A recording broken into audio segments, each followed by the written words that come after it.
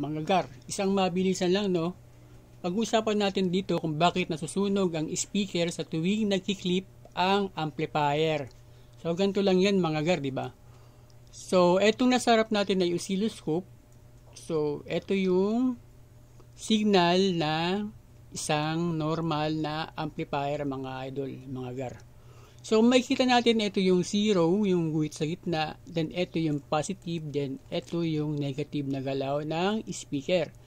So, kapag ganyan, to okay to, goods to, no? Kapag ka nag-clip ang isang amplifier, so, clip natin, yung clip. So, yung clip na yan, sa tuwing nag-clip siya, yung ganyan clip yan, so, nagkakaroon ng paghinto ang ating speaker. Umihinto siya sa positive, umihinto sa negative, umihinto. Sa bawat paghinto niyan mga gar, ay nagkikreate siya ng pag-init. Sa sobrang tagal mo pinaklip yung amplifier mo, at sa sobrang init na ng voice coil, ito ay natutusta at nasusunog. Gets mo na gar? Thank you.